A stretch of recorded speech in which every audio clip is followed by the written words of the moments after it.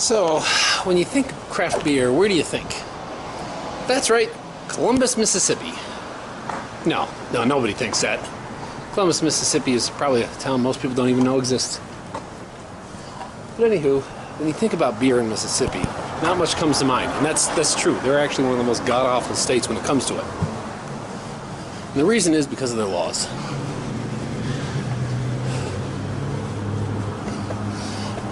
When it comes down to it, their laws are, well, terrible. How it breaks down is like this. They have, after Prohibition, a whole lot of states moved in to try and put restrictions on beer, even though there hadn't been any for 150 years, pretty much up until Prohibition. So Mississippi still has some of the most archaic on the books. Their first one, that really sucks, is you're not allowed to sell on the same property that you brew. Now that's completely ridiculous. Like, think of chairs. Let's say you couldn't sell a chair at the same place you built it. It's stupid. It's meant to really protect bars more than anything else. So that makes sure that there's no brew pubs at all. Now, the other law that they have is they have third-party distributorships. What third-party distributorships means is that a brewery cannot directly sell to a bar or to a grocery store. They have to go through a third party.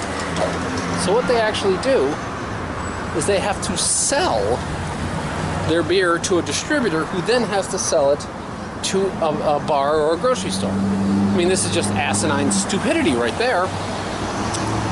And the reason why it's stupid, one of the reasons why it's really stupid, is the fact that this is just to keep the distributors in all these laws.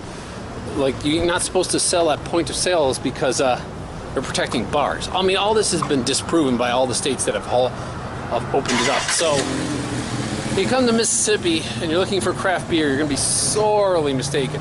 If you stop by a brewery, they'll point you in the direction where you can buy their beer. Hopefully they get this changed. They're trying to, but it's insanely difficult. Like, once a law is on the book, they'll already get it repealed. But the one thing they do have, and they got plenty, is heat. Heat.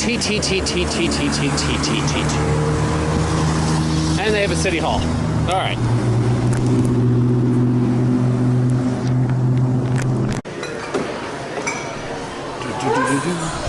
So I'm at a local place called Huck.